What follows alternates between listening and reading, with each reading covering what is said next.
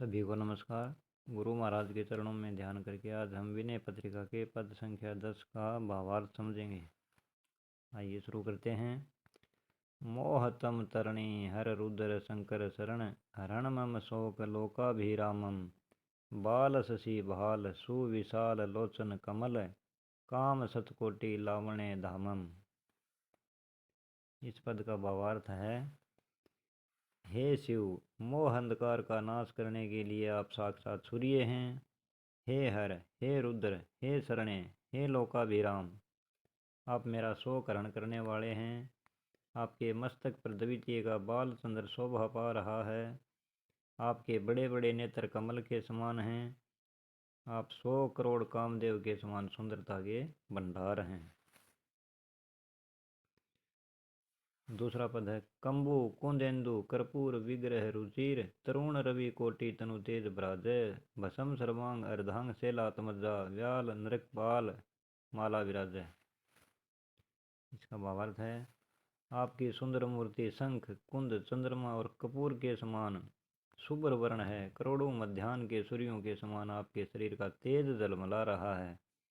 आपके शरीर में भस्म लगी हुई है, तेजी शोभित हो रही हैं। आधे अंग में पर्वत पुत्री पार्वती जी शोभित हो रही हैं। सांपों और नरकपालों की माला आपके गले में विराज रही है। अगला पद है, मौली संकुल जटा मुकुट विद्युत जटा तटिनी वरवारी हरि चरण पूतम श्रवण कुंडल गरल कंठ करुणा कंद सच्चिदानंद वंदे अवधूतम। भावार्थ, मस्तक पर बिजली के समान चमकते हुए पिंगल वर्ण का जटाजूट आपका मुकुट है तथा भगवान श्री हरि के चरणों से पवित्र हुई गंगा जी का श्रेष्ठ जल शोभित है। कानों में कुंडल हैं, कंठ में हलाहल विष झलक रहा है। ऐसे करुणाकंद सच्चिदानंद स्वरूप अवधूत वेशधारी भगवान शिव की मैं वंदना करता हूँ। शूल सायक पिनाक असी कर शत्रु वन दहन इव धूम ध्वज वर्षभ यानम व्याघ्र गज चरम परिधान विज्ञान घन सिद्ध सूर मुनि मनुज सेवे मानम। इसका भावार्थ है, आपके कर कमलों में त्रिशूल बाण धनुष और तलवार है। शत्रु रूपी वन को भस्म करने के लिए आप अग्नि के समान हैं।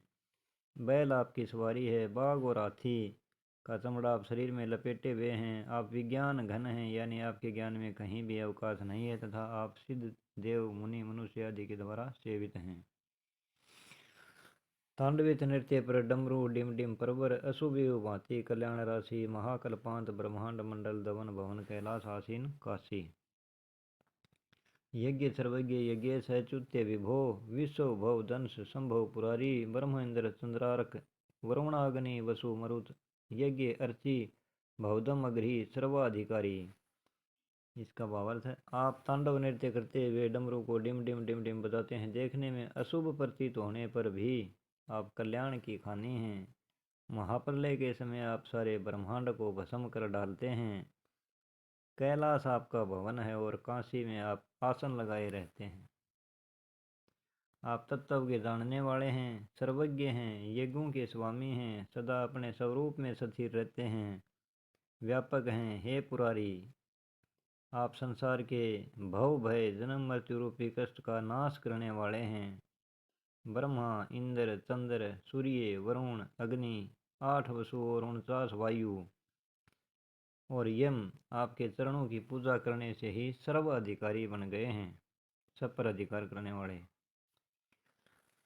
अकल निरूपाधि निर्गुण निरंजन ब्रह्म करम पथम एकम निर्विकारम अखिल विग्रह उग्र रूप शिव भूप सुर सर्वगत सर्व सर्वोपकारम।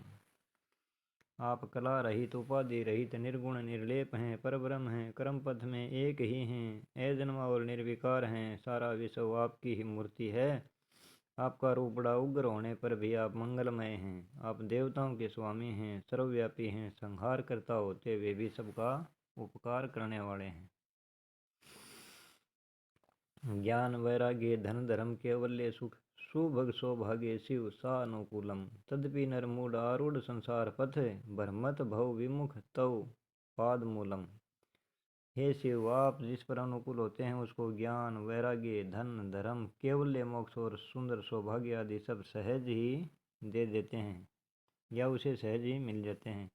तो भी खेद है कि मूर्ख मनुष्य आपकी चरण सेवा से मुंह मोड़कर संसार के विकट पथ पर इधर उधर भटकते रहते हैं। अब तुलसीदास अंतिम प्रार्थना करते हैं इस पद की।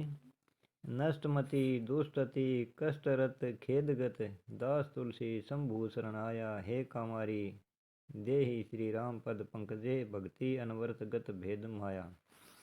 हे शंभो हे कामारी, मैं नष्टमति अत्यंत दुष्ट कष्टों में पड़ा हुआ शोक और पश्चाताप करता हुआ दुखी तुलसीदास आपकी शरण आया हूँ।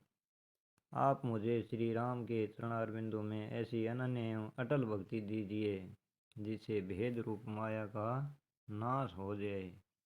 जय श्री सीताराम। हर हर महादेव।